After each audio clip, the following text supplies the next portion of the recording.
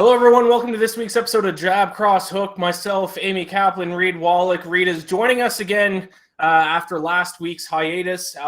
Fortunate for us, unfortunate to him. He is now joining us because his Nets did not last very long in the NBA playoffs. Reed, quick comment about your Nets getting embarrassed in the first round.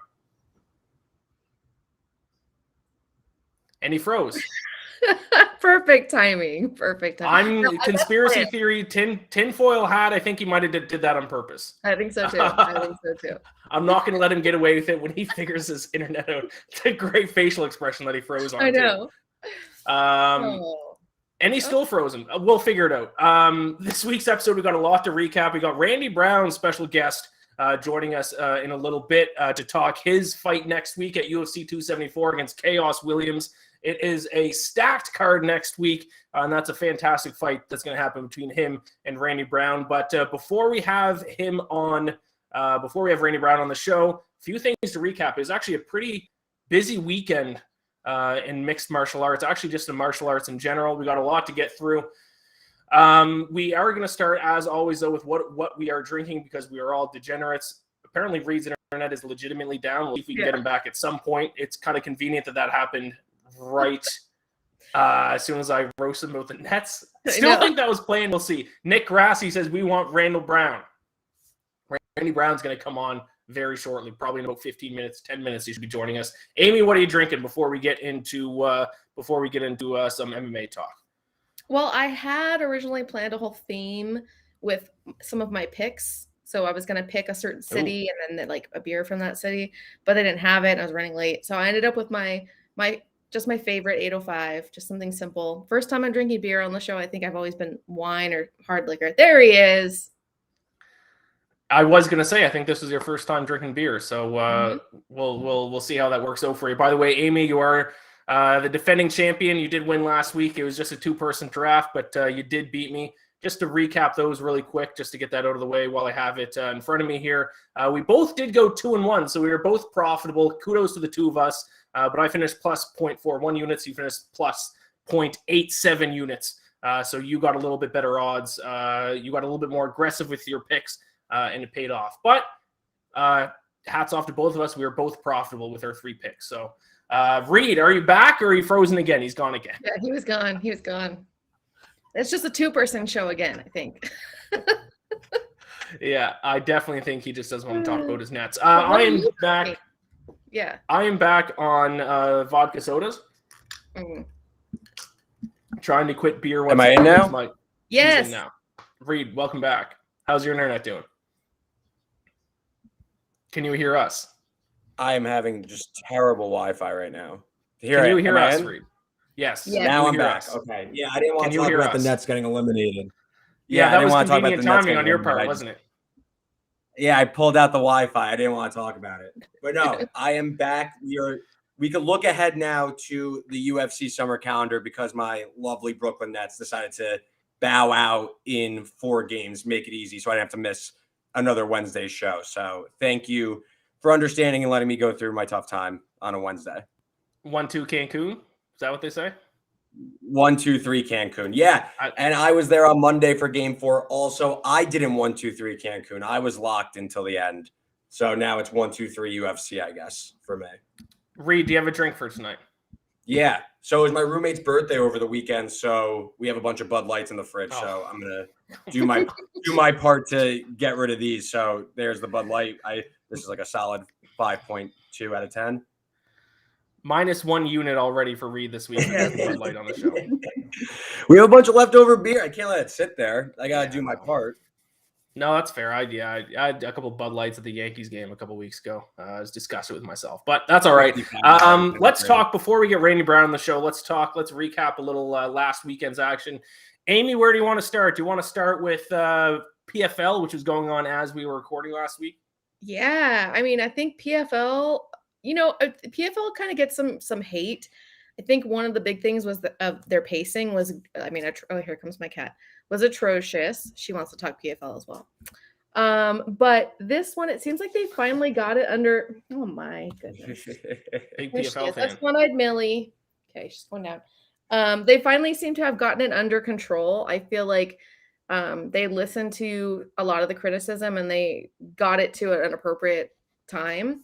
But I think, oh my God, that main event was crazy. Clay Collard, Jeremy Stevens. It was Jeremy Stevens' debut in the promotion. Really, really, really good main event. Potential fight of the year. And we had a few of those this weekend. I mean, this month, April, has been fight of the year month. It's crazy. Like, all these fights have been insane. So good. Quick side note, we're not going to spend too much time on this, but just speaking of PFL and kind of promotions outside the UFC, I did see one championship. I don't think this is added on our list here, but one championship signed a deal with Amazon, I think, got released today. So that we're going to see a lot more one championship in North America, which is always good. I'm always for more MMA and getting these kind of other outside UFC promotions a little bit more love, because as we saw last week with that Jeremy Stevens fight, there are some very good athletes, some very good fighters in these other promotions. Let's talk about Bellator. Do you think Cyborg was a fight of the year as well against Arlene pronounce her last name for me? Blenko. Yeah, Blenko. Yeah, I mean, I do. I know I got a lot of hate saying that on Twitter, but everybody was saying, well, she just beat her up for 5 rounds. But you cannot underestimate somebody lasting 5 rounds with Cyborg. And yeah, she did beat her up 5 rounds, but Cyborg took some too. She wasn't just being beat up. And let's just say that that's still freaking impressive, because Cyborg is a machine. And that fight was Cyborg. Yeah, I mean, easily the best female fight of the year. I would put it in my nominees for fight of the year. I wouldn't put it, I mean, with some of the others, it's a little bit less than that, but I still think it needs to be talked about. Arlene looked amazing. The fight was totally different than the first one. And I was just the whole time just going, the whole time freaking out. So it's a great fight. Are they gonna do a trilogy fight? Is that already in the works? Is that already decided? I don't know. I don't know if they will. I know Cyborg really wants to box, so I don't know how much longer Cyborg really has. I know she wants to have children. She wants to get married. She wants to do the family thing. So I don't know. We'll see. But I know she really wants to box. Yeah. And there was another fight on that on Bellator card. What I believe is Bellator. Liz Carmouche, correct? Yes. So that was the night before. So they had two. That's right. That's right. Yeah, that's right. They had back to back. Yeah. Yeah. So Liz Carmouche won the title. It was her first ever title in a major organization. It was in front of a crowd that was all military. They had done a show that was specifically for military. Anyone who had a military ID could get in for free. That included first responders, firemen, paramedics, that sort of thing. And she obviously has the past military experience. Former Marine. Yeah. And so it was a really emotional moment for her. Unfortunately, it was kind of marred by the fact that a lot of people thought it was an early stoppage. It was a little bit of an early stoppage. We kind of call it in the media a girl stoppage, whereas if it was 2 men, they probably would let it go. But if it's 2 women, they kind of they don't want to see as much pain. I've never heard that before. Oh yeah, I didn't know MMA media referred to it as that. Yeah, I mean, I've heard that before. Do you think there's some merit to that, Amy? Yes, 100%. Absolutely. I think that if that had been 2 men, it would have kept going. I don't necessarily think that it was a little early, but I'm not gonna argue with it too much. I'm not gonna be like, no, conspiracy theory or anything like that. Yeah. So quick but fair. Quick but fair. Okay. I did see it. I thought it was a little, well, I think the biggest issue with the stoppage was the fact that there was only 10, 15 seconds left in the round. And if that was 2.5 minutes left, then it kind of made sense, because she had her in a position that she was not going to get out of, but she probably could have survived 15 more seconds. Yeah. But I don't know if a referee is supposed to consider how much time is left in the round when they're making a stoppage. If someone's in a bad position they can't get out of, are they supposed to take into account that there's only 15 seconds left and they can probably last that long or not? I don't know. I haven't read the rule book for referees. Yeah, I feel like they probably aren't. I mean, I think too, from the angle that he was standing and from our angle as viewers, we could see that the elbows weren't doing a ton of damage. But for him, maybe he thought they were doing a lot of damage, because they looked really, hard elbows. So I could understand where he might have thought that was doing more damage than it was. So that's kind of why I think I'm okay with the stoppage. Because again, it's the angle. I mean, it's one guy seeing it. We're seeing it from like 50 different angles. So you got to think. And she had her in a bad position. It was like a crucifix or something. Like she wasn't going anywhere. But then again, like I said, it kind of brings up the question. She probably could have lasted 10, 15 more seconds. Reps are constantly in like the word. Like I feel like they can never get it right. Like it's not even their fault. It's just like they let someone get their brains beaten in too much. They do call it too quick. Like it's such a lose-lose. Like you either do it too fast or too slow. It's such a lose-lose. I find it like such a thankless job. Like, hey, you know what? Good stoppage. Like that. Good job. Yeah, I would never want to be a referee or a judge because I feel like it's the worst job. Yeah, judging is like, I mean, for just the people that are judging, they like seem to never get it right anyway. So talk about thankless jobs.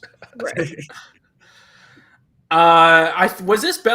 was Bellator, I think, as well. I'm sorry, I get Bellator and PFL mixed up. Stotts against delivers first KO loss to Juan Archuleta. Was that Bellator or PFL? That was Bellator co-main event to Cyborg's fight. It was the first Grand Prix fight. It was the fight originally was supposed to be with the champion Sergio Pettis and his friend and teammate Raytheon Stotts. And obviously, Raytheon went to a different camp for this because he, obviously couldn't have the same coach coaching two guys. Then Sergio got injured, and so the champ that Sergio got his title from stepped in. So it was sort of like the next best thing. Juan Archuleta is no joke. He's never been stopped in a fight. And Raytheon knocked him out in a really fun, crazy, exciting way.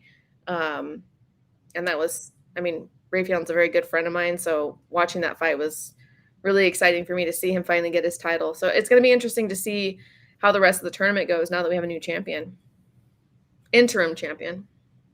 Once again, a perfect example of if you're not watching these promotions outside of the UFC, you definitely have to if you're a fan of mixed martial arts. But we do there obviously was a UFC card last weekend that we haven't touched on. And Amy, something that we talked about last week, these UFC cards that don't necessarily have the biggest names in the world sometimes deliver the most exciting fights. And we kind of got that this past week. The main card, 4 of the 5 main card fights were first round finish. Jessica Andrade pulled off the first ever standing arm triangle choke inside the UFC. Vicious. Just a vicious submission. That's the knee bar by Claudio Puelles against Clay Guida. Good job by you, Ian. I know you had Puelles. I had Clay Guida.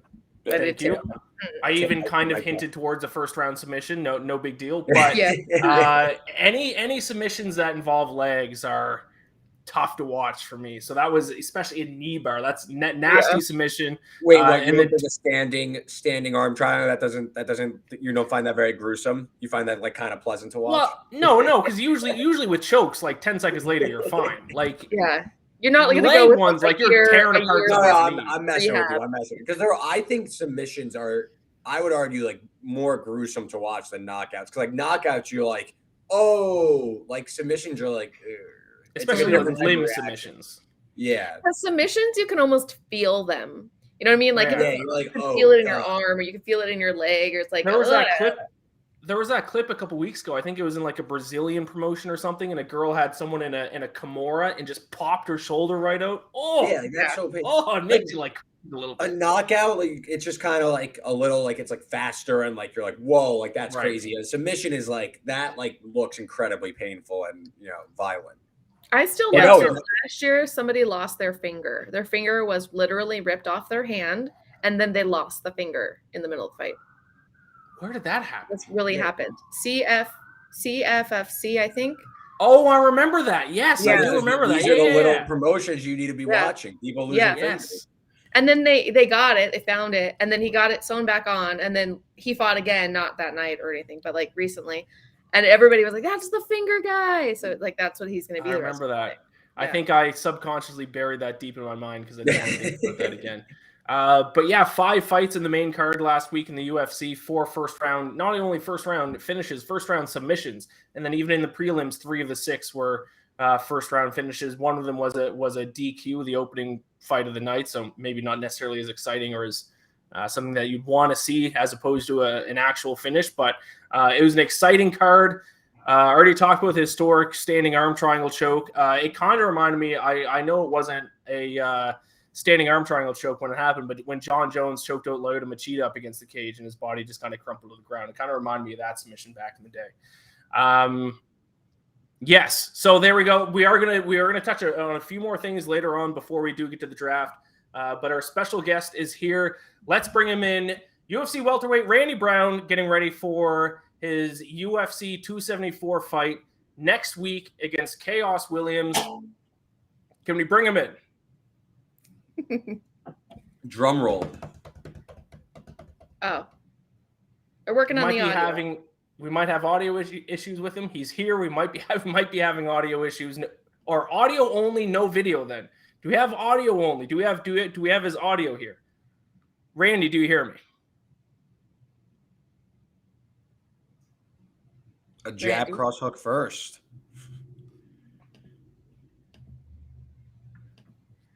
No. No Randy yet. He's kind He's of in the somewhere. back room. He's in the back room. He's in the green room of the stream. He might be The audio only. The but there's no vocal audio green right room now. of the stream.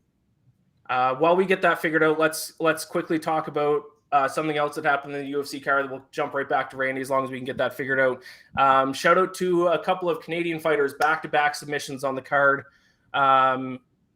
Marc-Andre Barrios defeated Jordan Wright, and then Charles Jourdain submitted Lando Veneta. 2 back-to-back Canadians first-round submission finishes. Amy, you were actually on Charles Jourdain. He was one of your picks. Shout out to Canada, and once again, trying to climb back into UFC mixed martial arts relevancy.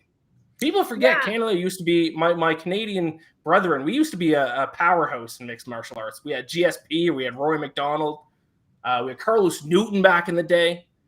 We've kind of quieted off the MMA stream or the MMA kind of forefront, but we're fighting back. There's a couple guys there. Yeah, I mean, I was surprised you didn't pick them when we were doing the draft, but I wasn't going to say anything because I wanted one of them. But, after the fight, I asked one of them, can't remember which one it was now, whichever the first Canadian was that went on the card. I asked him about Canadian MMA because in PFL, and never say this guy's name right, Olivier Aubin-Mercier. Yes, thank you. That's it. Him. That was like the most, in a way, you always seem to say something Canadian. That was very, very, that came out very, easy. I could just tell. That that was everything. beautiful. That was good. He had said Canadian MMA is dead. I mean, he said some really it's pointless, it's hopeless, blah, blah, blah, blah. And so I asked the Canadians on the UFC card if they felt that same way. They said no. They proved no. There's people coming up. I think that Canadian MMA is definitely not gone. I think they had a rough time with the pandemic because it was very strict. I believe it's still pretty strict out there, but give it time. I think Canadians are still there. Yeah, John McDessie, he's Canadian. Yes. And the guy who I picked a few weeks ago, who I mistakenly said he was from Halifax on the show. I don't know if I ever retracted that. Sherdog gave me wrong information. It turns out he's from Toronto or somewhere in Ontario. Went to Dalhousie, which is in Halifax, and where he trained MMA for a little bit in TJ Grant's gym, but he's not from Halifax. I'm blanking on his name. I apologize. I picked him. He won for me. There's a couple young up-and-comer Canadian. Mike Malott. Yes, correct. Oh, I saw him today at Media Day. How's he doing? He's good. He was just standing there. I didn't say anything to him. But Randy's back. Is Randy here? Randy, can we hear you? Yeah. I'm here. Yay! There he is. There he is. Randy Brown, UFC welterweight, joining us, getting ready for his UFC 274 fight against Chaos Williams. Randy, thank you for joining us today. How are you doing? How are you feeling ahead of your fight next week? I'm feeling good, man. I'm feeling good. Thank you guys for having me. Feeling great, and I'm ready to go. Awesome. I'm excited you're here. It's our first, I would say, it's our first 2 weeks out from a fighter coming on talking on the show. So you're not quite in that weight cutting mode yet. Not yet, but soon. I'm water loading. I'm drinking a ton of water. I'm dieting, but still going strong. Yeah. So Randy, you've been in the UFC since 2016. You started with the promotion. 12 fights under your belt, and you're coming on a 2-fight winning streak. You're facing Chaos Williams. Are you starting to map out maybe like a trajectory up the welterweight ranks? What's the goals here on this little run you're on? And, how do you see your fight with Chaos going? I'm just taking it one fight at a time. You know what I mean? I'm taking it one fight at a time. So for me, I'm just focusing on chaos. Obviously, I understand that, you know, a win streak, furthering my win streak is going to bring me to where I want to be, which is the rankings and ultimately, you know, leading into the top 5 of the world. But right now I got to take it a step at a time, and I got to focus on chaos and how I see that fight unfolding. I think I get it done. I think I get the job done. I go in there and show, you know, my skill. What was your thoughts when you first heard that name as your opponent? I was excited. I'm like, oh wow, okay. You know, he's tough. He's one of those people that's gonna draw the best out of me because I know he's a banger. You know, he's a big power puncher. Those dudes that are always coming forward, you know what I mean, throwing really aggressive like that. I think that brings the best out of me. I do got to people shout out everyone in watching. the. Yeah, Sorry, there's a I was lot. just saying You have a fans. lot of fans in the chat right now. On Walker says, "Randy, marry me." Nick Rossi has a question about beans. I don't know if you eat beans. That's my Discord. That's probably just ignore them. They're trolls. That's the Root Gang. Shout out to the Root Gang. I love it. Are you a gamer, Randy? Do you have a Discord channel? I assume. Do you stream often or? Yeah, actually, I stream a podcast on Twitch every Friday and Sunday called The Pro and the Bro. You know, I also game from time to time. Not enough. They're getting ready to probably talk some shit that I don't game enough. But yeah, I stream a ton. When you do game, what do you play? I play random stuff, typical Call of Duty, you know, like everybody else. Mostly for me, I like decision-making games, story games, where the decision that you make change the outcome of the story. You know, that's more my type of style. So I play those type of games. Do you ever get fans that are like, because we were talking to Kay Hansen a couple weeks ago, and she was saying how no matter what she does, if she posts anything that's not MMA related, they're always like, why aren't you training? Go back to training. Do you get that kind of a thing? Or do you think people are more like excited to see you gaming?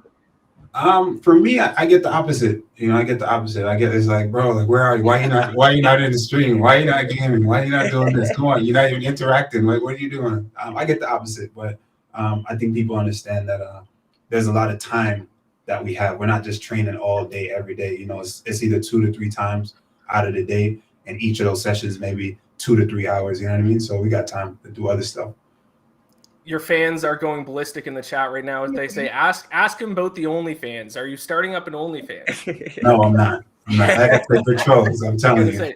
That would have been the second UFC fighter on the show that had an OnlyFans if you did have one. I do want to ask you, Randy, about betting, because we are kind of a betting show, sports betting show. Do you ever look at the odds before you go and fight an opponent at all? I do actually. I like that because again, my Discord, they always bet on me, so they make a ton of money. My friends make a ton of money. You know what I mean? I'm mostly the underdog for some reason. I love it.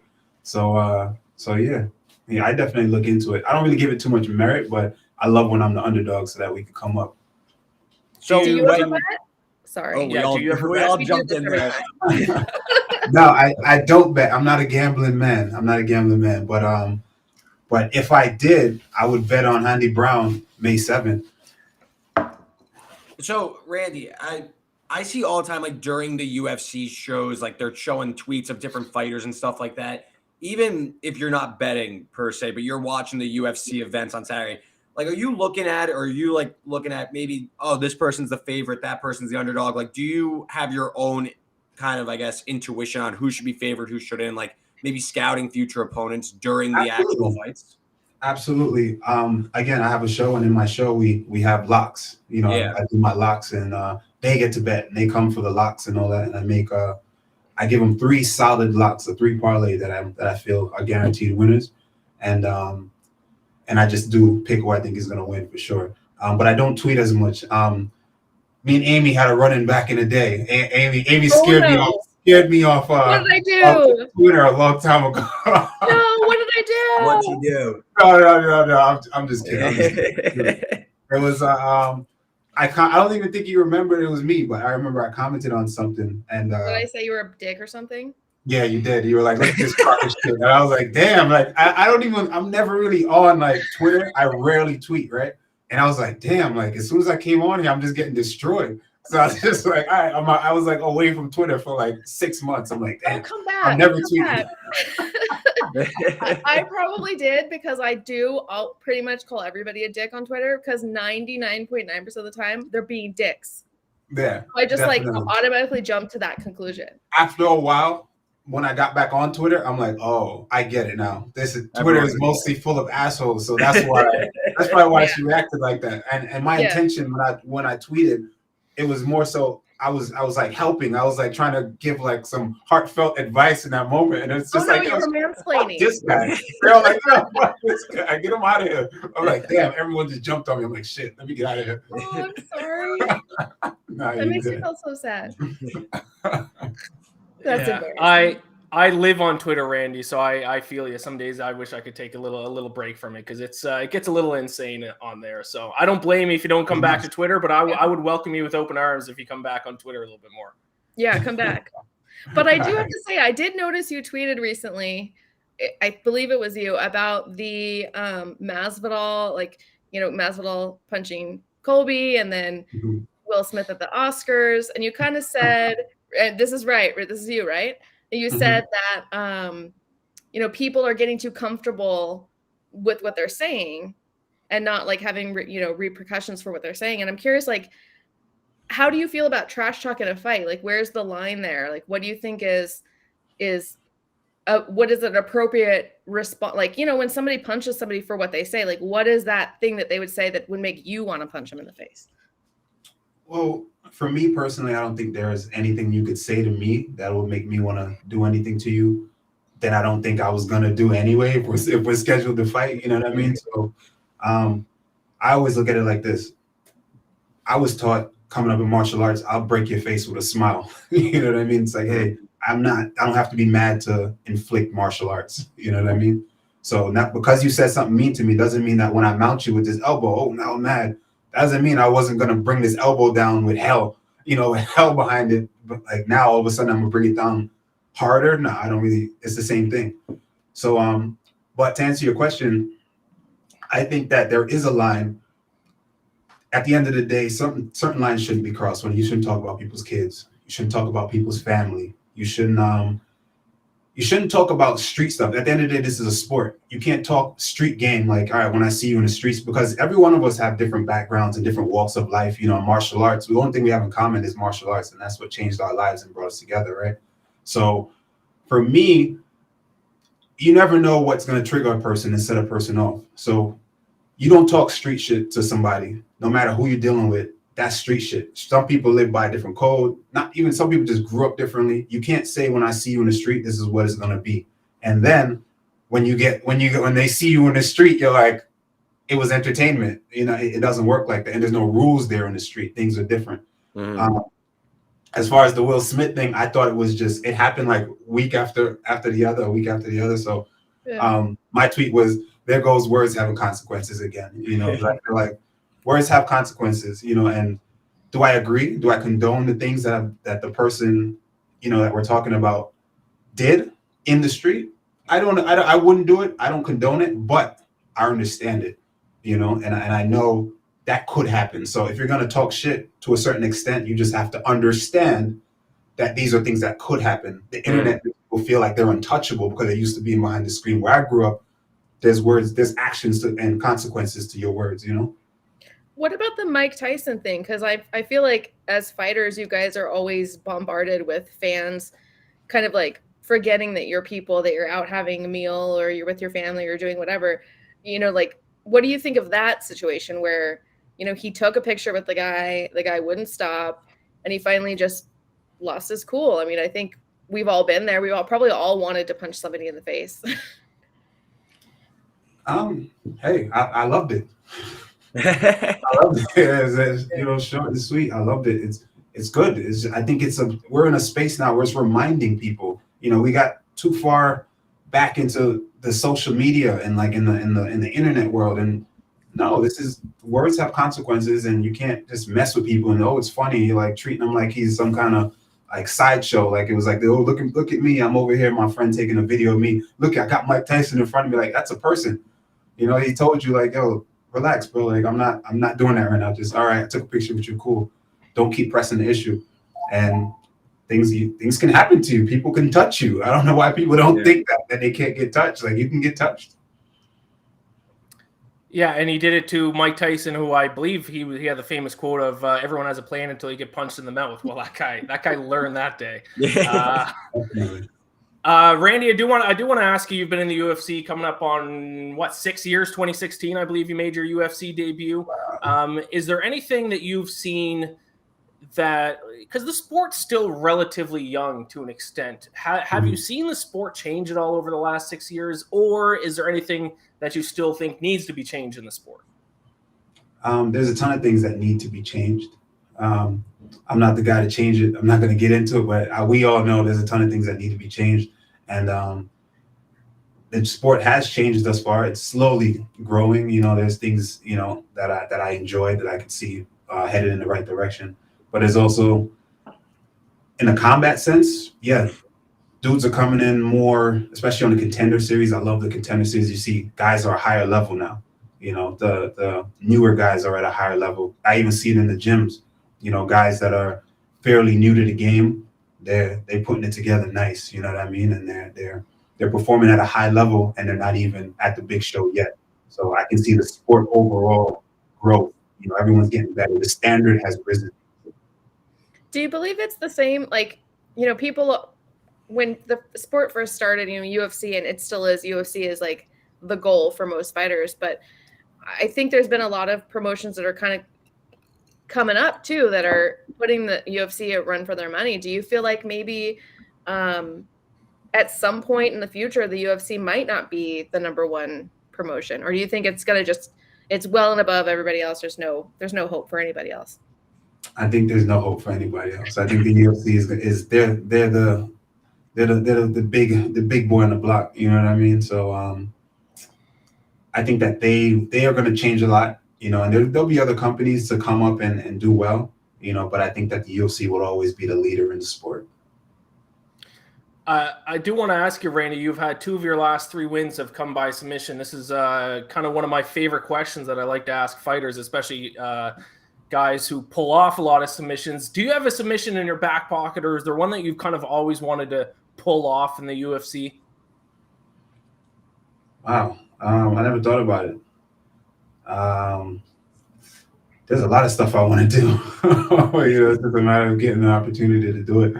That's always the tough part, obviously. Yeah. I don't know. There's a lot of submissions that I get to hit in the gym, and I hit daily. I never really thought about that. A win is a win for me, man. However I could get it done. I like to finish the fights, and however I could get it, I'll take it. Juan Walker just brought up in the chat, and this is one that I always say, no one's done it in the UFC yet. I want someone to do it first. They said flying Gogo Plata. I'll take the flying part out of it, but I want to see a Gogo Plata in the UFC. That's the one I always bring up. That's right. I attempted a Gogo Plata years ago against Mickey Gall. I failed miserably. Right? But I'll try it. I'll try anything in there. I'm a free spirit when I'm fighting, man. I'll try whatever. Beautiful. So, Randy, you have a ton of finish on your belt, both knockouts and submissions. Does even a decision, is it just a win's a win, or are you really going in there with maybe like, oh, I'm about to finish this guy by submission, I'm trying to knock him out? Like, is there a specific game plan, or you're just going out there and you're going to let the game come to you? It's interesting. My thing is how I see it, right? I approach fighting very differently, I guess. I don't know if it's different, but for how I see it is, I never really go and try to stick to one thing. I'm looking to implement martial arts, right? I'm implementing the things that my sensei and my teacher has taught me. And I think if I can execute those things the right way, properly, how I execute them in the gym, if they're executed, then that person shouldn't be there just receiving it. You know what I mean? No matter how good they are, if it's executed correctly, they shouldn't be able to just take it. So, and I think I credit that to a lot of my finishes, just me executing. So when I go in a fight, I never really have a plan. Oh, I'm going to do this. I'm going to submit this guy. I'm just executing my techniques, you know what I mean? And if I execute it, I'm not just fighting and looking for like an opening. I'm literally just executing, He has to worry about what I'm going to do. I'm not really concerned about what he has to do, and I'm looking to execute. And if I execute, then people shouldn't be standing in front of me anymore. Well, Randy, I appreciate you joining us today, taking the time. Obviously, you're busy heading into next week. Best of luck in your fight against Chaos Williams next week at UFC 274. Everyone tune in for that. And, of course, we'll be rooting for you, man. Oh, man. Thank you, guys. I appreciate it. That's Thanks a for lot. having me. We're all going to fight Thank over you. who gets to bet on you next week. Hey, I may be the underdog, so it'll be smart. Trust me. Throw a bag on Handy Brown. Got it. Thank you All so right, much. Take care, Randy. Later. Bye. That was great. fun. Awesome. Good stuff. I love all his fans in the chat Yeah. giving him some love as well. That's awesome. Yay. Yeah, you guys are fun. Stick around and give us shit the rest of the show. Yeah. So And, a couple. Go ahead. No, I really liked kind of the end there where he was talking about kind of his evolution of not only his game, but the UFC and how he, kind of his thought process when he goes out there. Like, it doesn't matter who he's facing. He's just going to go and execute his technique, his style. So I thought that was awesome and like some good insight actually into like the fight game itself. And I hope if he ever pulls off a go-go plata, even though I had nothing to do with it, myself and Juan Walker in the chat, we're gonna take a little bit of credit for that. Couple quick things I do want to cover, and then of course we're going to get in the UFC draft. For anyone new, we draft our picks for this weekend's UFC, a little friendly competition between the three of us, and it gives us a chance to kind of break down our thoughts on some fights for this weekend. But there were a few quick things I believe that we did not get to about this past weekend. I think the main thing is we are obviously a mixed martial arts show primarily, but really just martial arts in general. We got to talk a little boxing. Tyson Fury, and actually this does relate to mixed martial arts a little bit because of kind of what happened at the end. Tyson Fury went on to win once again in a 6th round knockout, a vicious uppercut against Dillian White. Arguably the greatest, definitely one of the greatest heavyweight boxers of all time, finished in fantastic fashion. But kind of the news and how this relates to mixed martial arts is he brought in a UFC heavyweight champion, Francis Ngannou, into the ring afterwards and said that the two are going to fight, which is kind of weird because right before that he said he retired. He promised his wife he was going to retire after the 3rd Deontay Wilder fight, but then he wanted to fight at the stadium. What's the name of the stadium in England? He wanted to fight in there. What's that? I think it's Wembley, right? Wembley, yes. He wanted to fight in Wembley Stadium. 96,000 people there. Crazy.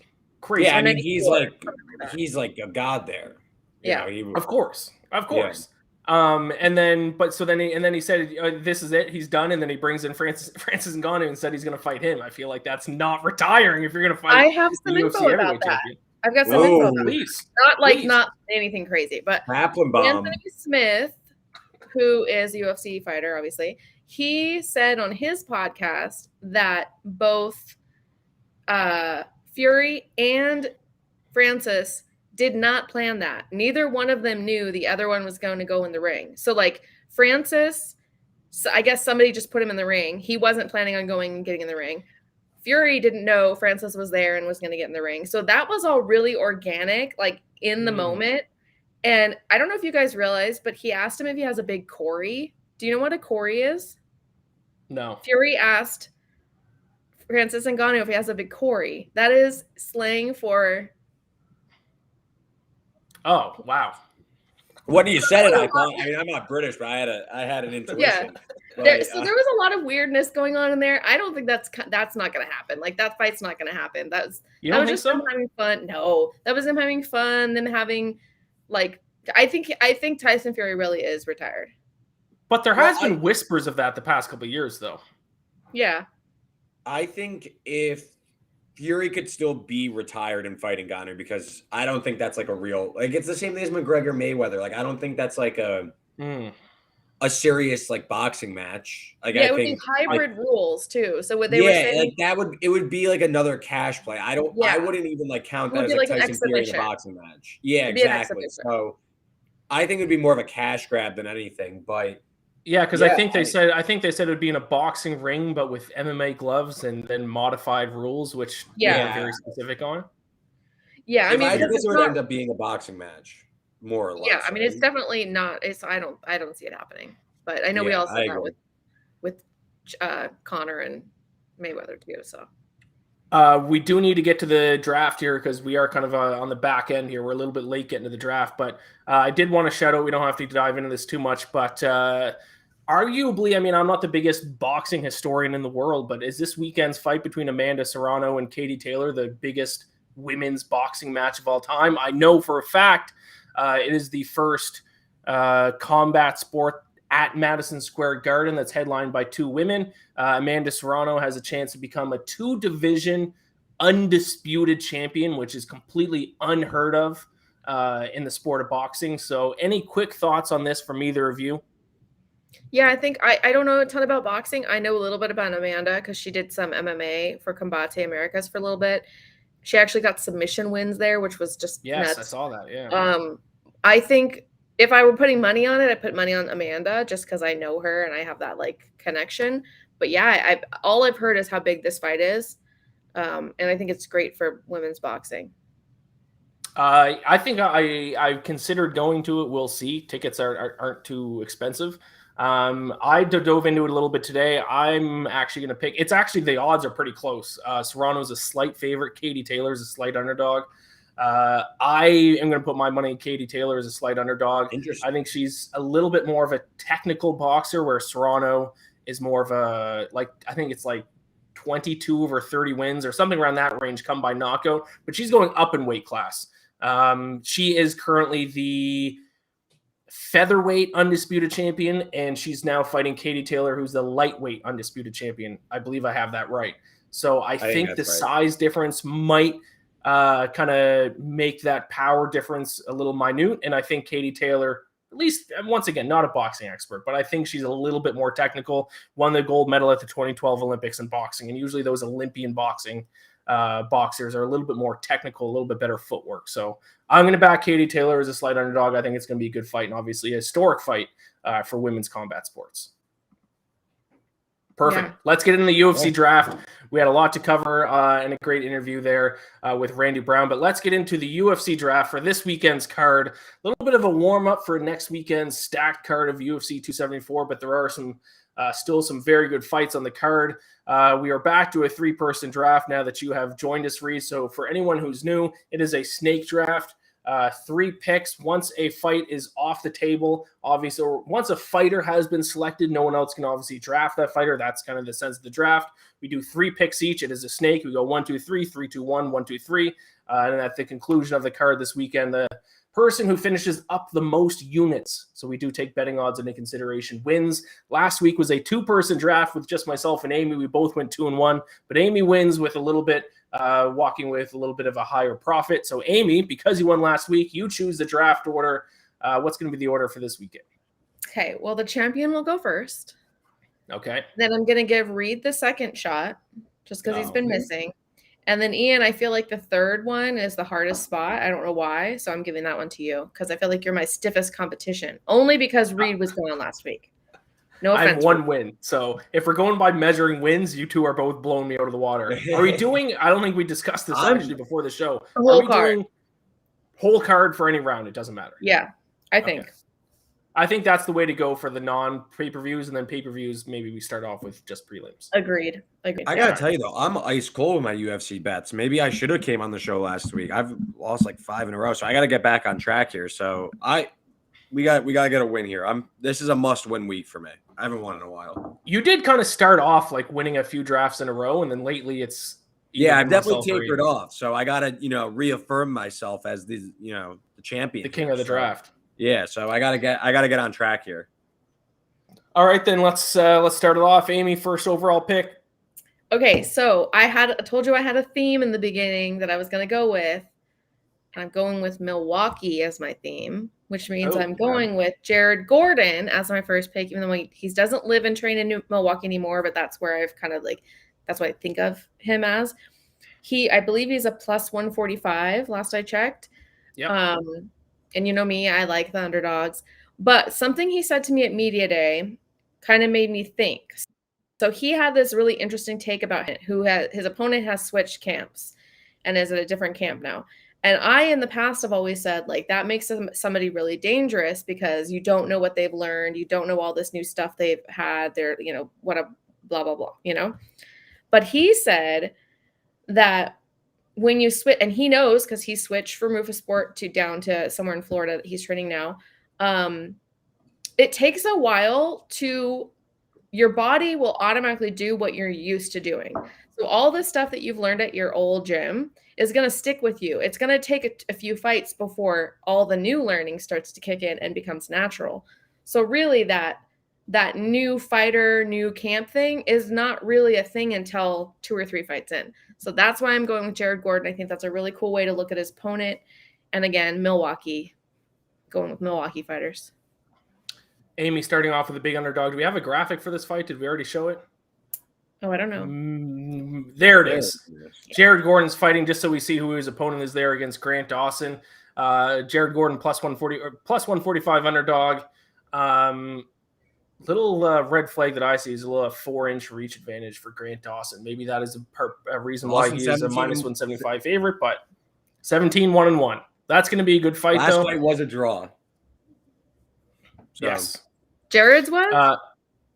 Grant Dawson. He's 17-1-1, but his last fight was the extra one. Also, Jared used to be a 145er, so he's not going to be cutting a lot of weight. So that's one thing to keep in mind as well. He really sounded like he really likes 155. He says he feels better. Everything is better at 155. So that's another little edge for Jared. All right, Reed, you're up. So the whole card is available, correct? Yes. Correct. Lovely, because I'm going to be on the main event. Happy that I got this pick. I'm taking Rob Font. Definitely on board here. Definitely on board here. And it is a little tricky because I really like Marlon Vera. I find myself betting Marlon Vera a lot. But so Rob Font lost his last fight against Jose Aldo, and I think it's kind of driving his price down, where Marlon Vera, he beat up on 2 worse fighters in his last 2, so he's coming in winner of 2 straight. Rob Font got kind of knocked off the ledge with a loss, so I think this is a good buy low, sell high spot here. Font, busier striker, he could win the grappling exchanges. I treat Rob Font as a contender in this weight class, whereas Marlon Vera I think is more of a gatekeeper. So I think that this is a kind of ridiculous price on Rob Font. I think he's the clear side here, so I'll take him minus 135. If I had to guess, Ian's going to be on Marlon Vera based on his reaction. So, yes, correct. You said you were going to bet on the main event, and I wondered if you were going to steal my pick, but then I should have known. Literally every single draft that we do read, we are on opposite sides of at least one fight. So do you think that's a good thing or a bad? Do you think it's better? Obviously, for content-wise, I think it's better that we're against each other, but I feel like at this point, we're 500 betting against each other. It kind of goes both ways. Yeah, we are kind of back and forth on this. Last week, I know you bet it. Both Andrew and Amy were on Clay Guida last week, so I got on the right side of it that time. But in the past, you've definitely been on the right side. So it's been 50-50. So because it's 50-50. Give your Marlon Vera spiel. I have to say one thing about Rob Font, which I hadn't really thought about. He's had 3 UFC main events. I think he's lost them all. But that tells me that the UFC sees something in him. Somebody sees something in him. There's a reason he's legit. Rob Font's legit. Yeah. Rob Font's very good. I would have picked Aldo his last fight. I would have picked Rob over Cheeto. Just looking here. His last 2 fights were main events for sure. He beat Cody Garbrandt. He lost to Jose Aldo. I don't know if there's a beat the crap out of Cody Garbrandt. Okay, not that that's saying much. So this will be his 3rd. Yes.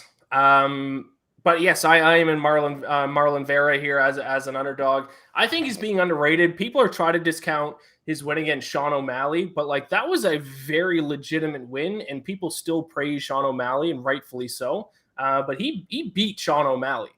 He had Jose Aldo on the ropes. He just front kicked Frankie Edgar into oblivion.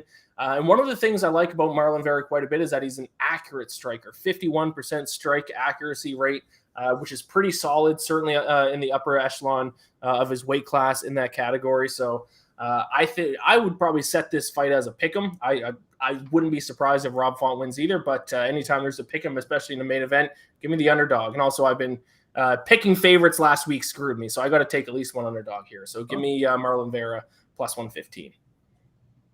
That concludes the first round. Before I give my second pick here, let's take a quick look-see. Myself and Amy both on underdogs. Amy's on Gordon. I'm on Vera. Gordon plus 145, Vera plus 115. And Reed, obviously, we just talked about this. You were on Rob Font in the main event. Slight favorite, minus 135. And then, of course, it is back to me because it is a snake draft. I'm going to go with a prelim fight here. And this is, I just took an underdog. Now I'm going to take a chalky pick. Prelim fight. It is a women's fight. I'm going Gina Mazani, minus 180 against Shayna Young. Like I said, a little chalky here, minus 180. But this might be my most confident bet in the UFC in the year 2022. Ooh, fight of FOY, fight of the year. A minus fight of the year, favorite. Bet of the year. I might put 5 units. Go out on a limb. And I am not a 5-unit bettor. At most, I usually do whale 2 units. Play. This is my whale play lock of the absolute millennium. Pretty easy handicap here. Gina Mazani, and I'm sure I'm mispronouncing her name. She's a wrestler. Shayna Young does not do well against wrestler. Gina averages 4.7 takedowns per 15 minutes. That's an insane rate of takedowns. Landed 4 takedowns in her last fight, 7 in her fight previous to that, and now she's taking on Shayna Young, who has a takedown defense of only 53% and has been taken down at least twice, including both her 2 UFC fights and her Dana White Contender Series fight. Handicapping does not get any easier than a fighter who gets a lot of takedowns against someone who can't defend takedowns. It's as easy as that. Minus 180, putting the house on it. I thought for sure you were going to go with Alexander Romanov as a negative 2.881. Yeah, no, you can't. I did. Yeah, actually, thank you for bringing that up. I did actually want to bring that up. And actually, someone said, Kyle Walken said, whoever says Romanov first loses. Kyle Walken also said, I was quite enjoying the show, first-time viewer, until you said Vera beat a 15-0 Sugar. Well, there you go. But Romanov, I believe, is the biggest favorite ever in the UFC. And it's crazy because, little fun fact from a betting standpoint, literally the biggest favorite ever in the UFC. I'm just saying, I like Romanov, but he's shown that he can be beat. He could easily hurt himself and just lose. You cannot go near that. Even I think he's minus 500 to win inside the distance. That's ridiculous. I wouldn't say go bet on Chase Sherman or anything, but plus. Oh, I did. I bet on him last week, and I'm betting on him again this week because it's $5. I would say it's Sherman or pass. Yeah, it's Sherman or pass. If you're trying to make some money, you might as well throw a dart on it. Romanov could slip and fall and knock himself out. I've seen crazier things in the UFC. It takes one punch. Chase Sherman is a heavyweight. He could throw one punch and knock him out. Why not? But this is the one sport I would never lay a crazy price like that. No. I mean, disqualifications could happen. I mean, we've seen it. Exactly. That's what I'm saying. This sport more than anything, it's so fast and stuff. I would never even think about doing that. But Kyle Walken, I hope you're still watching here. I mean, no disrespect, but Marlon Vera beat Sugar Sean O'Malley. I mean, he broke his foot or whatever. So he got hurt. Who caused the injury? His leg. Vera's leg. Yeah. I had Vera in that fight. I was pumped. I don't like Sean O'Malley, so I was pumped. But okay, I'm not going to go that far. I'm not going to say don't like Sean O'Malley, but I don't like him. Don't tell him I said that. I'm going to bring him on next week, and we're going to play this clip. So there's my first. That's the first pick. My first pick of the second round. Reed, it is back to you. Yeah, I'm going to go with another favorite, Andrei Arlovski. Obviously, this guy. It feels like he's fighting once a month, once every 6 weeks, and he just churns out victories. I think he's going to be able to keep this fight standing. I think that he's the busier striker. This guy grinds out decision victories for a living, and I know he's 43. I don't really care. Nothing from Jake Collier beating Chase Sherman, who's now plus 1,100 against Alexander Romanov or Jan Vellante. Nothing convinces me that he has a chance in this fight. I think it's just going to be a classic Arlovski grind decision victory, 30-27, move it on. I'm getting back on the board with guys that are going to win this weekend. He said today that he plans on, he said, I want to be around for a couple more years.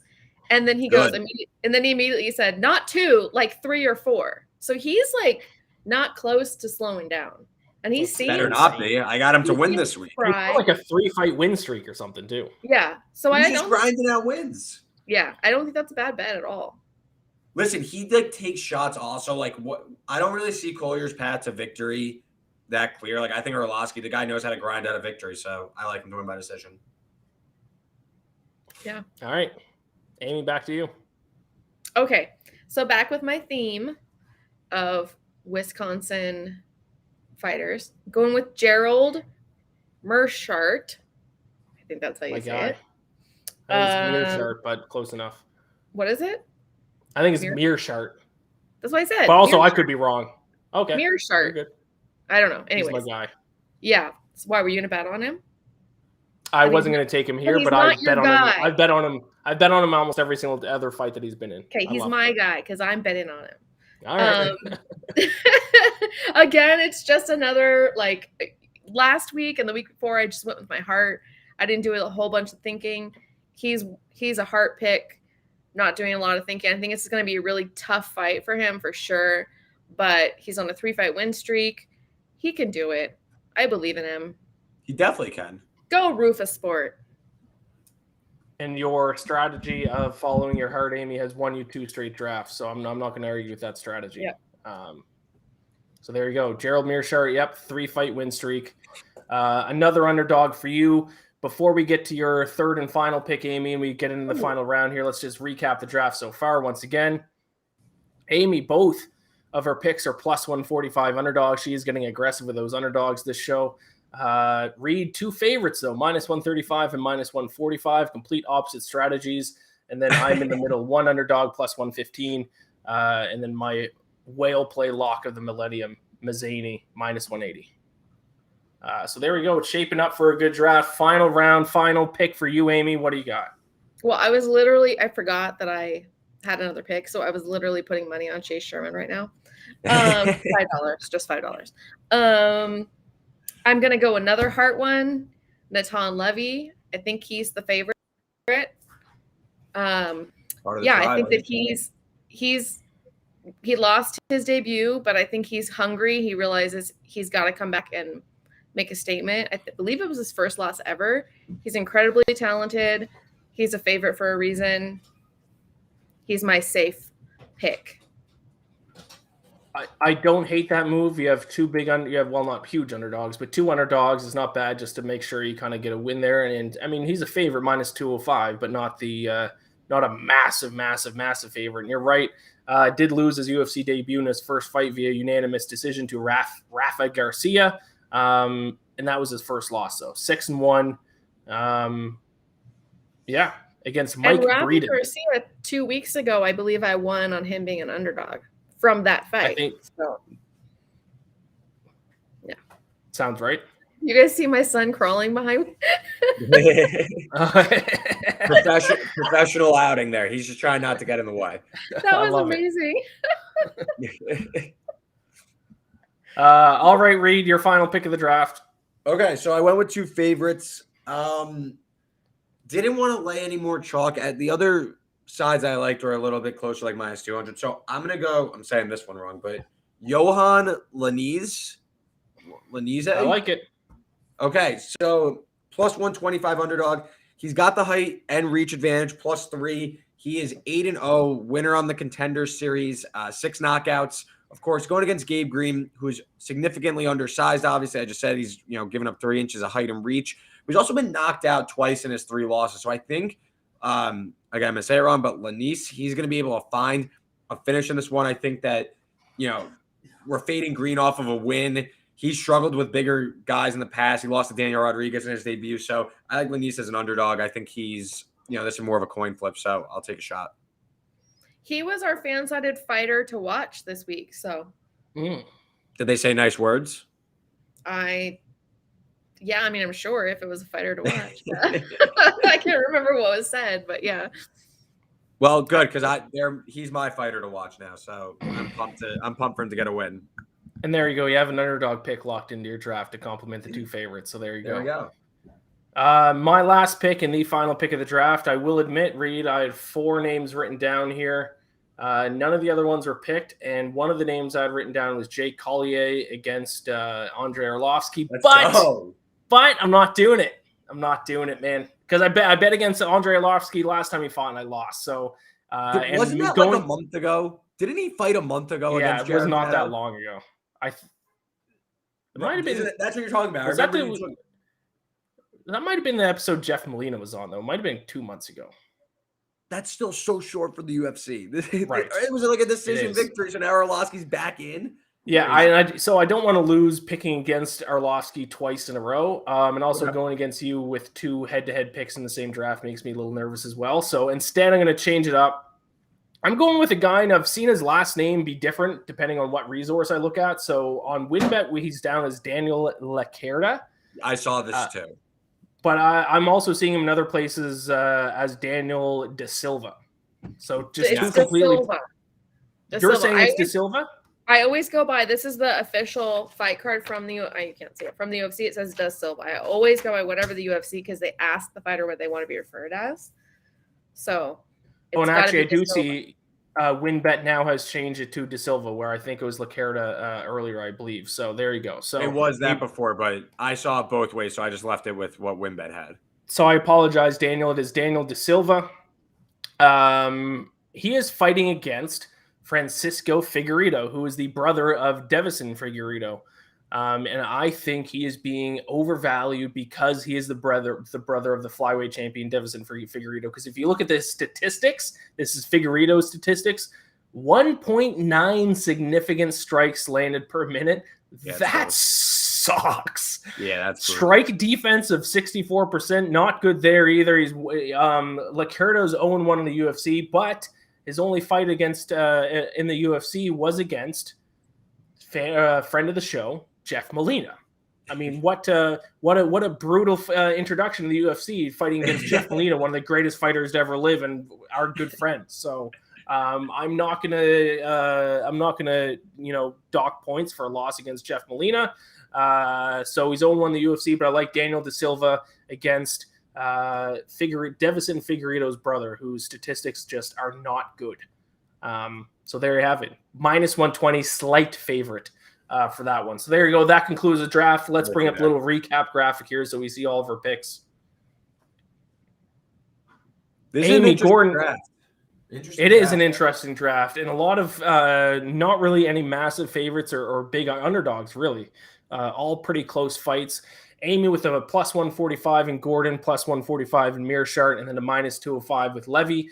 Reed, you are -135 with Font, -145 with Arlovsky, and then +125 with Lennes, possibly. And then I am +115 with Vera, -180 with Mazani, and -120 with De Silva. Really quick, do you guys have any? Kyle Walken did chime in. I apologize for missing this a couple minutes ago. Andre Feely against Joe Anderson fight. What do you think for that fight? Do you have any opinion? Did either of you have any notes down for Andre Feely? That is a little bit more of a chalky pick. Andre Feely, I believe, is a sizable favorite, so I didn't dive too big into that. Usually I just kind of stick. He's a -250 favorite against Joe Anderson Brito. Usually I dive more deeper. Oh, there we go. We have a graphic for it. Look at that. I'm a big fan of Andre Touchy Feely, arguably one of the best nicknames in the UFC. I think he wins this fight handedly, but I'm curious if you two have any thoughts on that one. I actually almost put my pick as Joe Anderson. But after seeing, because he's one of those guys where he's like not a name, so people just automatically underestimate him, and then Andre Touchy Feely is a name, so they automatically give him more props. But after seeing both of their interviews and seeing Feely, he was a different guy. Like he felt like almost like a motivational speaker, and I've never seen him like that.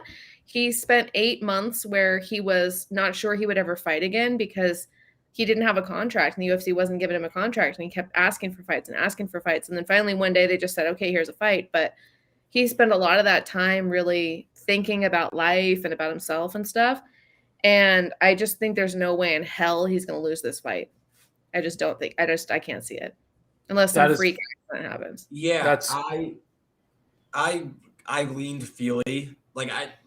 Brito, he lost his last fight to Bill Aljo, and that was a similar like size disadvantage.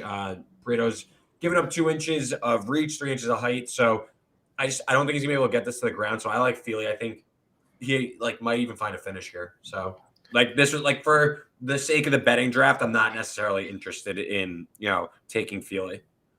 Yeah, that's my big thing. I'm gonna anything longer odds than -200. I kind of stay away with when it comes to the draft.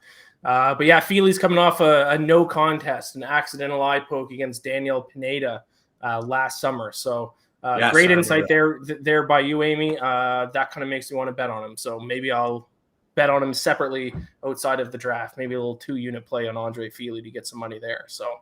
Yeah, and if you're a fan of him and you want to see that interview, because it was, I mean, we talked for almost 30 minutes, I would say.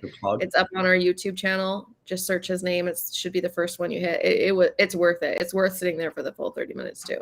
He was just fantastic.